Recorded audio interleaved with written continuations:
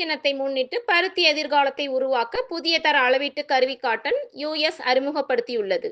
கோவை நீலம்பூர் பகுதியில் உள்ள தனியார் நட்சத்திர விடுதியில் பருத்தி தினத்தை முன்னிட்டு சர்வதேச பருத்தி கவுன்சில் சார்பாக நிலைத்தன்மை தொழில்நுட்பம் மற்றும் உலகளாவிய வர்த்தகத்தில் கவனம் செலுத்துதல், உலகளவு பருத்தி உற்பத்தியில் அமெரிக்கா பருத்தி மற்றும் இந்திய ஜவுளித்துறையின் பங்கு ஆகியவை குறித்து விவாதிக்கப்பட்டது.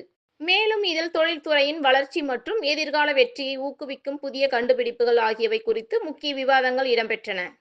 காட்டன் யுஎஸ்ஏ இன் தெற்காசியாவிற்கான விநியோக பிரிவு இயக்குனர் வில்லியம் பெட்டன்டோர்ப் யுஎஸ் காட்டன் அறக்கட்டளை நெறிமுறை திட்டத்தின் வெற்றி குறித்து பேசுகையில், அறக்கட்டளை நெறிமுறையின் அதிவேக வளர்ச்சியானது வெளிப்படைத்தன்மை மற்றும் நிலைத்தன்மையை காட்டுகிறது.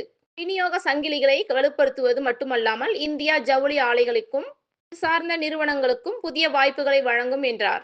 மேலும் இந்திய ஜவுளி சில்லறை விற்பனை குறித்த கண்ணோட்டம் மற்றும் ஃபேஷன் சில்லறை வர்த்தகத்தில் தாக்கத்தை ஏற்படுத்தும் வளர்ந்து வரும் போக்குகள் பற்றியும் விரிவான விவாதம் உட்பட நுண்ணறிவு சார்ந்த அமர்வுகளும் இடம்பெற்றன.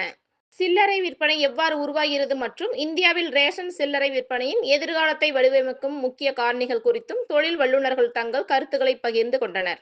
இதில் சர்வதேச பருத்தி கவுன்சில் பிரதிநிதி பீஷ் நரங், காட்டன் யுஎஸ்ஏ இன் தெற்காசியாவிற்கான விநியோக பிரிவு இயக்குனர் வில்லியம் பெட்டன்டோர்ப், ஹில் அண்ட் நவ்லிட்டன் அசோசியேஷன் இயக்குனர் ஈவா மரியா பில்லி, சுபிமா தலைவர் மற்றும் தலைமை செயல் அலுவலர் மார்க் லெப்கோவிட்ஸ் மற்றும் பலர் கலந்து கொண்டனர்.